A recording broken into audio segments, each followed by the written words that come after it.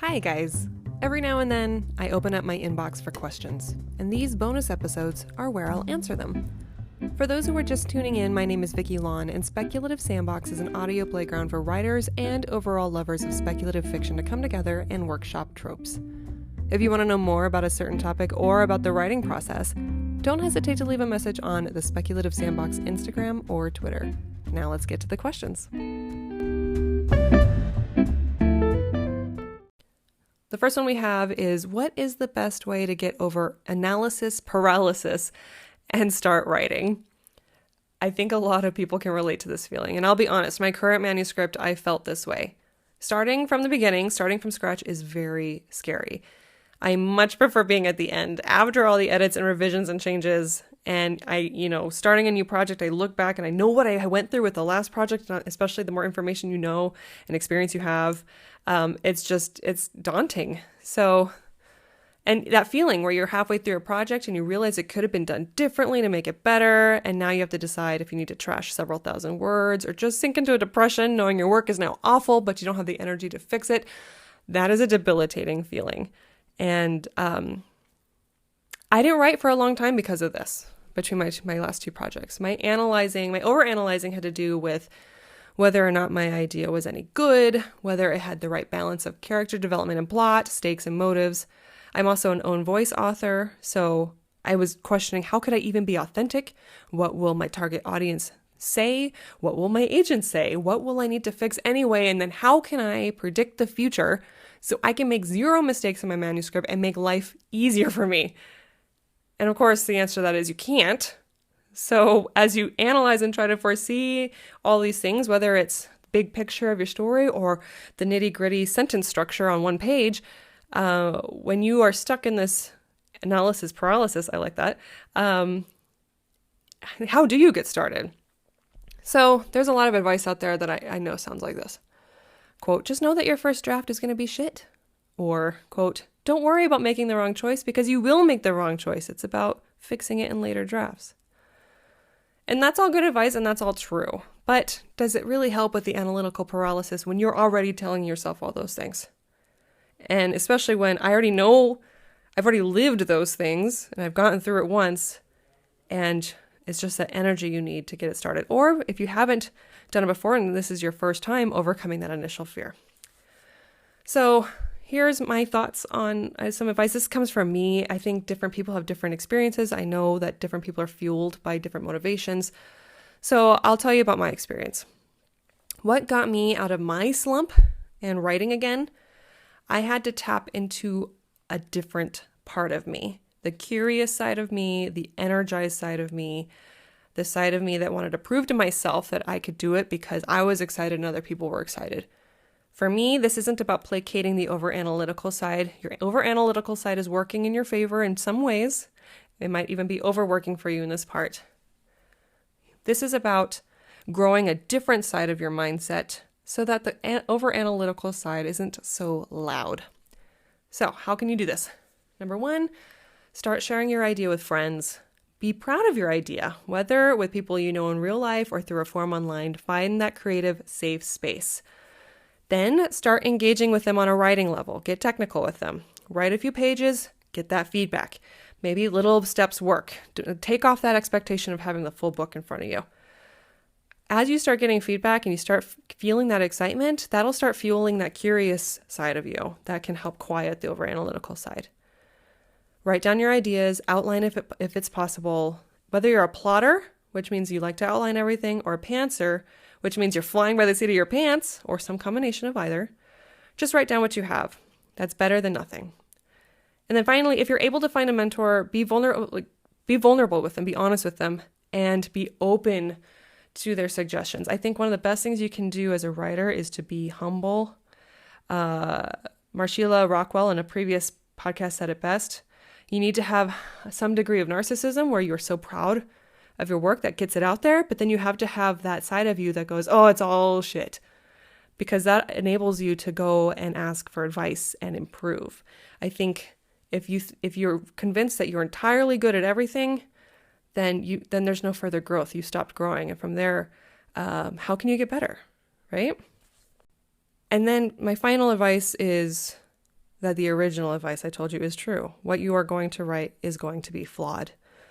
But that's the nature of the business. Even if you write the best draft ever, something will change. I remember writing drafts for an editor that I loved, my agent loved, and then I gave it to the editor, and she loved it too, but she had all these changes, and therefore things that you might not even expect they're going to have feedback on. And that's really important. Like, learn to value and trust those people through the creative process, because ultimately everyone's there to help improve your product. I think the worst thing you could do is perceive feedback as an attack. At the same time, make sure the people you talk to are genuinely there for you. The worst thing you can do is you could talk to someone who is damaging. Okay, second question. All the query letter tips and tricks for coming up with a new story idea. Okay, I thought this was an interesting question because it wasn't just about coming up with new story ideas. It was, how do you use the query letter process for doing that? So let me kind of walk you through the query writing process in the first place.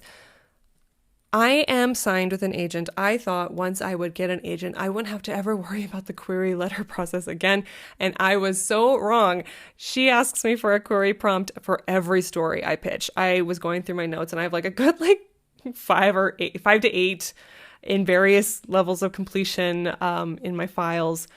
They're great though, because, especially if you forgot what your ideas were and you go back and you read the query letter, you have a really clear understanding of what your story's about. So let's see. Query writing is not the same as novel writing. You have to put on your marketing and PR hat. And one reason why I think a lot of people hate query writing is because they're taking their giant dinosaur of a story and condensing it into the size of an ant. And if you have plot structure issues, they're going to come out when you start creating that query. And it sucks because it is really hard to move that dinosaur. It's like turning a cruise line versus like a tiny little boat, right? So understandably, query writing can be a really heartbreaking process if you're not prepared for that feeling. When it comes to query writing, it's less about what the story means to you and more about why a reader should care about your story at all. I actually think query writing is more fun when you don't have a completed story because there's a lot more freedom. I actually recommend you write one in the early stages of writing your manuscript because it allows you to catch plot points. That's something I actually did with my manuscript, my first manuscript. And now as I'm, working with my agent on additional books, she requests that from me, a query letter and a synopsis that we continue to modify as I write the manuscript and things evolve and change. For those who aren't familiar with the query process, I'll walk you through it. You finished your manuscript, you revised and edited. Now you want to take the next step toward traditional publishing. Contrary to what you might see in movies, you don't just print out your entire manuscript, bind it, and ship it off to an agent. Agents won't like that. That'll cost so much money on you. Instead, you send them the equivalent of a cover letter. In one page, can you succinctly describe your plot in a way that draws attention, while also explaining the genre, the target audience, and comparable fiction titles. Oh, yeah, and don't forget your bio. All right, let's make this less intimidating. Rather than thinking query letter, let's just break it up by paragraph. First, we have the story prompt paragraph. The most important things in the prompt are these plot points. Number 1, the existing conditions. Number 2, the inciting incident. Number 3, the narrative twist that makes things more interesting. Maybe ending in a cliffhanger with a question mark that makes the reader want to read more. I've heard agents talk about how it doesn't take a lot of words to get these plot points across, and in fact, the simpler the better in a query letter. So, let me just give you an example of what this looks like. Star Wars: A New Hope. I actually wrote this last night. Gave me a fun exercise. Okay, here is my prompt, my one paragraph prompt for A New Hope. Luke Skywalker wishes he could fly with the great pilots of the Rebellion Alliance against the evil Galactic Empire. Instead, he lives a simple life as a moisture farmer on the desert planet Tatooine. When 2 droids from the Rebellion cross his path carrying an SOS message from the beautiful Princess Leia, Luke is pulled into a thrilling rescue mission. Accompanied by the mysterious Jedi Obi-Wan Kenobi and the smuggling duo Han Solo and Chewbacca, Luke leaves Tatooine to save Princess Leia from the Galactic Empire's clutches. But the menacing Darth Vader stands in their way. Can a simple farm boy take on the most evil man in the galaxy and restore freedom and justice to the galaxy? Okay, so obviously, those who know there's a lot more in Star Wars. There's Obi-Wan's relationship with Luke's father, the fact that Luke's aunt and uncle were killed and there was no other reason for him to stay on Tatooine. The two suns in the sky. Han Solo is wanted by Jabba the Hutt. Luke and his uncle bought R2-D2 and C-3PO. All the names. Death Star. You're going to feel this way about your own story when you write a query letter, but the query shaves off a lot of information and focuses solely on the main agenda and the main character arcs. This is an important paragraph, not only because it tells agents about your story, but also because agents are looking for these clear plot points. And if you don't have them, they'll assume your story doesn't have them. And because this is a competitive industry, you may not get a manuscript request. So following that is the second most important paragraph, which is the housekeeping paragraph. That's genre, target audience, word count, comparative fiction titles, and the big so what about your book. The big so what is important. Why does your story matter? So try to think of your story in a greater context. Are you bringing in a fresh perspective? Are you twisting a trope on its head? Talk about it. In 1 or 2 sentences, explain why this story is important and why someone else will find it compelling. I like this thought exercise too because it also explains to you why you should be writing your story. So when you're thinking of new stories, think about it from that big angle. Finally, your bio. So who are you as a writer and why are you a good fit to write this story? I see a lot of people with angst over this paragraph. Maybe you're an experienced published writer and you have a paragraph ready to go. You have awards, you serve on boards, and you have great experience. But maybe this is your first book and now you're stumped on why you're a good fit to write the story. In my case, with my first book, my book was about an alien invasion in Area 51. So I had a very cheeky opening to my bio where I said, I am also a government agent. And I am. Maybe not working for Area 51, but it's a fun connection. Okay, now that we know what a query letter is and its many components, how can we use a query letter format to come up with a new story idea? Let's go back to the first paragraph. We were talking about the main plot points and identifying what your character is trying to overcome. Some people ask, what is more important, the character or the plot? To me, the whole point of the major plot points is to cue a character's evolution. So when you look at my synopsis, the little prompt that I wrote for A New Hope, Luke Skywalker is originally introduced as this farm boy nobody that's living on a planet and wishes that he could be out there fighting the big fight. By the end of the prompt, he's been given that opportunity, but the challenge is, can he do it in spite of his humble upbringings, right?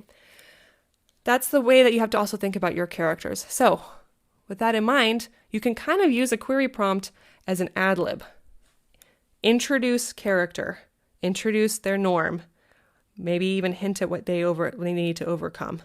Then introduce conflict or inciting incident, some fun details about the adventure, and the big what if that usually ties back to the character's origins.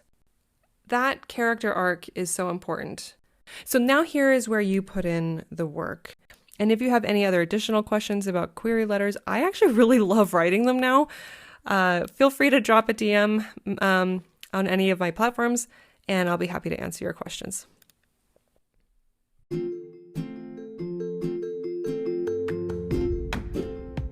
Speculative Sandbox is a volunteer-run podcast that relies on the collaboration of fellow creators like you.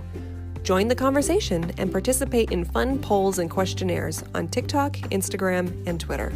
Interested in being in a future episode? Our DMs are open, or you can email speculativesandbox@gmail.com.